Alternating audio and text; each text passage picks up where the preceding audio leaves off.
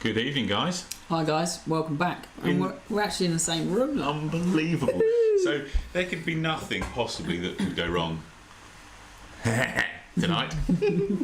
But yes. And we're both leaning on a really wooden surface. Yes, touch wood extremely. So hope you guys have had a good week. Get down there in those comments and let us know who is going to win. We're going to talk about the elephant in the room first. Yeah. Yes, it's Wednesday. Who started a European Tour event on a Wednesday? Yeah. I don't know. It's obviously. I literally looked this morning. I was like, I wonder who I'm going to bet on later. No, it started. Oh, what do you mean they've teed off?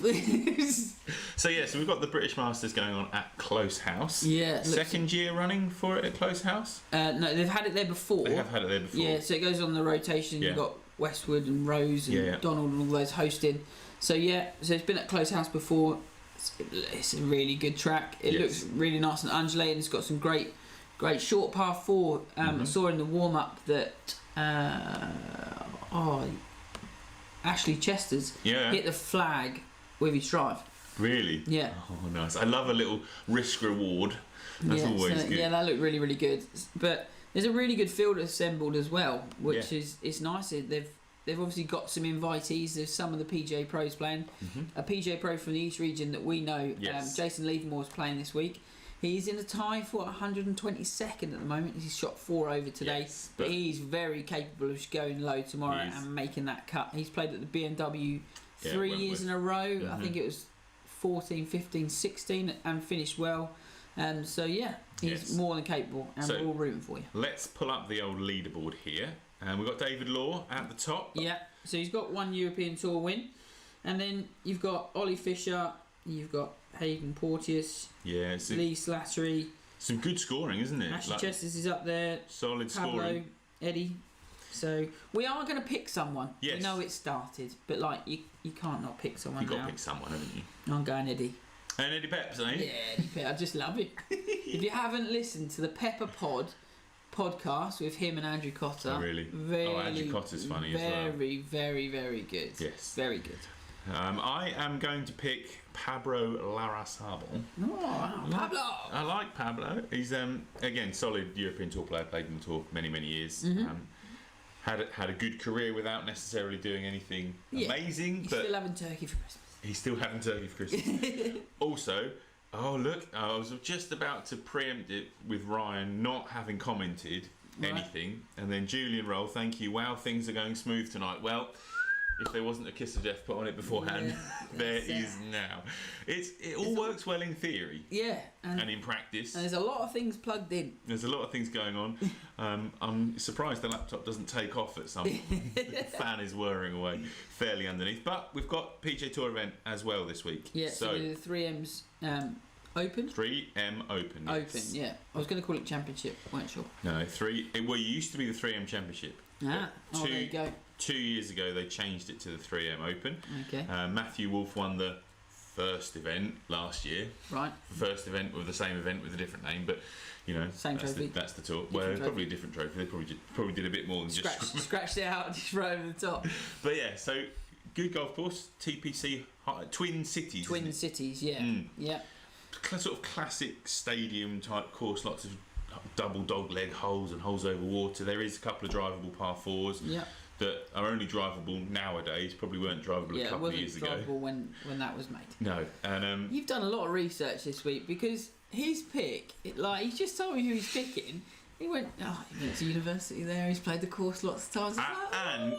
And he's a classic player. If you guys are from local area to us, we do put a piece in the local newspaper every week, and that has to be put in like what feels like 2 weeks before the event. So you've not even watched the week that you're actually watching on, and then you've got to pick for the following week, so it's difficult. It's not the easiest, but yeah, I've picked Eric van Rooyen. Good trousers. Good. He's a real nice guy. He's got good charisma. He certainly he plays the game the right way. Plays it aggressively. Looks like he has fun on the golf course as well, which is always good. Yeah. And he just, he's from Minnesota. He's generally a European Tour player. Yeah, so he's a South African lad. He's got an invite into this event because of his record at the golf course. So, wish him well. Really good trousers. If you haven't seen what trousers he wears like those jogging bottom ones with the elastic bottoms. You He likes to be different. Yeah, why not? And why not? If you feel comfortable in them. Talking of different, here we go. I've picked somebody with lots more hair than me. He's got a shampoo deal and I haven't got a chance. So Tommy Fleetwood, again, he's a bit of a flusher, isn't he? He's going to play well around most golf courses, and he's out with DJ and Tony. Yes, and I'd just like to say, Tony, thank you so much for really raising your quite hopes. Excited yesterday, or last week even, to all the way through to Saturday, and then he just didn't turn up. Then 6 over par happened.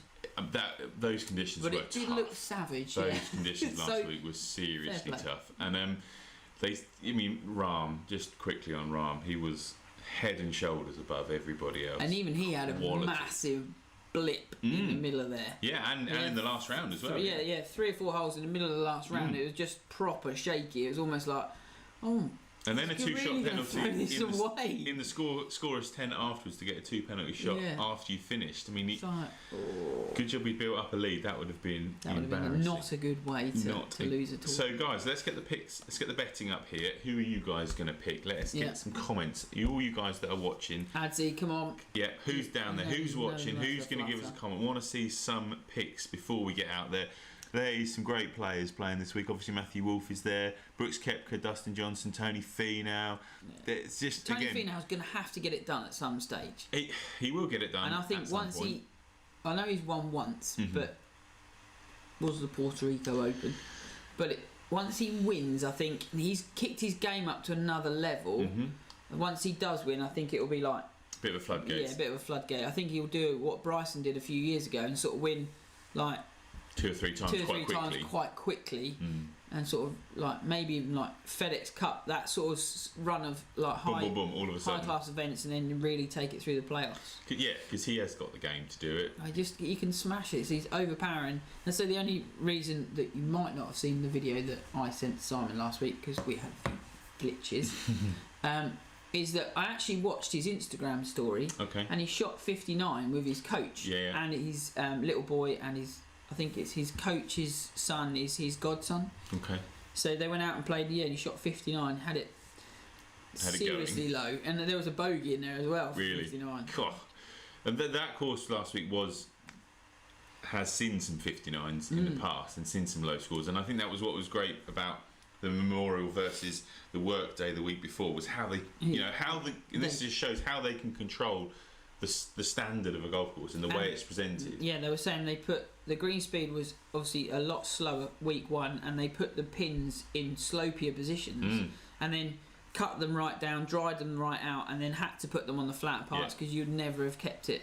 Can you imagine how quick Justin Thomas's putt would have been the week after? Oh my goodness! That long putt he binned across the green, it'd have been off the other side if he'd have missed. Yeah, that'd have been in the bunker. So we've got a couple of picks in here. Julian Roll has gone for Matthew Wolff, and Andy Kemp has gone Dustin Johnson. So thank you guys for that. And on that note, let's try and see if we can hear from Ryan. Right, everybody, keep. First things first. Ta-da! That's better. Wow, first haircut since lockdown was initiated. I feel so much better. Right, anyway, to the golf. My pick this week, I'm going to go for Matty Wolff. Just smashes the ball so far. I love his swing. I love his attitude to golf. So yeah, Matt Wolff for me this week. Catch you later. Bye. There we go. So hopefully that worked. That worked. It's working our end. Seemed like it worked our end. I think I'll put our mic back a bit loud. So let me just turn our mic down so we're not all deafening you. Yes. So Matthew Wolff for Ryan as well. Last year's winner, retaining champion. and just smashes it, doesn't he? Just smashes it, does it his way, and if you haven't seen or heard of George Gankas, go on. That's who teaches Matthew Wolff, and he talks about shafts and spine parallel at the top. Yeah. It's just a really interesting concept. If you're into the golf swing, go and check him out on social media, because very, very knowledgeable. Yes. Very knowledgeable. It looks a bit funky, but it gets great results. It works, and it's repeatable because he's got to the tour. He's not just some guy that hits it a long way. He has worked through all the tours. He's paid his dues to get there. Yeah, definitely. Which is, I think that's what a lot of people kind of forget, that these guys burst on the scene. Yeah. But they've been. I mean, he's worked. We've been watching Matthew Wolff for years. The one where somebody comes in and goes, "Cool, he's won £1 million. Not bad for a week's work." No. He's worked like 15 years for that. 20 years exactly. to get to that stage. Yeah. And we've followed Matthew Wolff up and coming. George Jankus has got a couple of other guys that are kind of in their college years at the moment, which again hopefully they'll break through soon. And it's so exciting to see. Yeah, it's really, really good. And with social media you can follow them now. It's nice that he hasn't tried to get rid of any moves. We haven't tried to do anything like to try and make it textbook, as people would put it. It's his way of swinging it, and it was good. Matthew Wolff, after he played in the TaylorMade thing, Cameron was hitting shots in the garden. Simon rang me. He's like, new start like this, and he's doing the whole and then he's hitting shots. So if he's going to inspire kids to do that and hit it a long way, then brilliant. You've got to. If you have any junior golfers out there, you have to develop speed. They have to hit it a long way. It's not like they have to rip it if they want to. And it's good that he's different, because it allows kids like Cameron to see that, to see it and copy it. Yeah, exactly. Because if it's something that gets it moving. Do you think having a quirky swing you could help with repeatability? Do you think having a quirky swing could help with repeatability? Not always, but there has to be an element of you in your golf swing. Yeah. So there has to be some technique that can and might be changed. Yeah. For both of us, it would be like, if you have a funky move in it, does it affect strike and outcome? If it doesn't affect strike and outcome, you don't necessarily need it changed. No, definitely. Unless it limits speed or something else that you're going to need. And I think if it is repeatable, then you leave it alone. You don't, and like you say, you have to feel confident standing there hitting the ball. If you feel like you're doing something and you're going, you know what, this feels a bit weird, don't do it. Because and the less things you're thinking about stood over the golf ball, the better. Yeah. So it's got to be like 1 or 2 points and then going and because you've got to be able to take it to the golf course. You've got a freewheeler on the course, haven't you? Yeah. Because it's not just about standing there and playing golf swing, is it? You've got to get that ball around the course. Whatever handicap you play to, you've got to be able to stand up and hit the shot as best you can. Yeah, and take your feels and what you feel, and even if it's from a lesson situation onto the golf course. Yeah.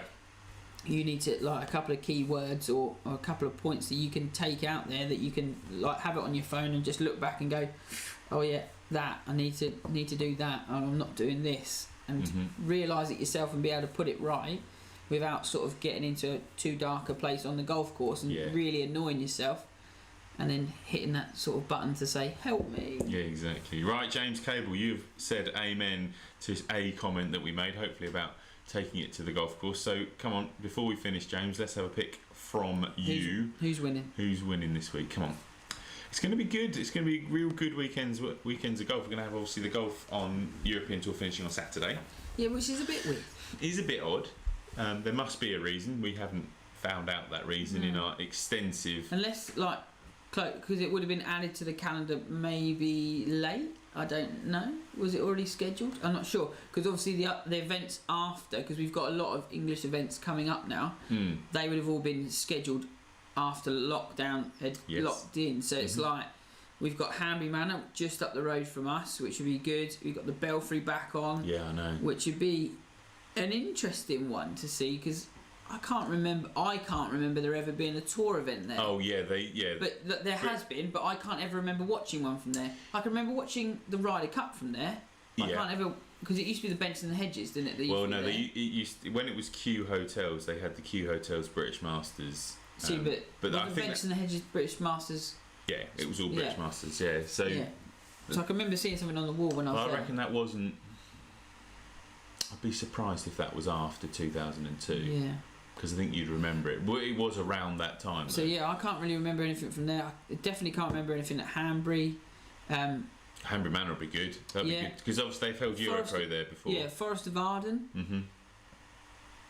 For me, it's one of those courses. Like the back nine's quite nice. James has picked Tommy Fleetwood, and Ryan has said aligning with Adam, but he said he didn't hear you because he had only just joined. So brilliant, excellent, a genuine pick. I like that. Good, yeah.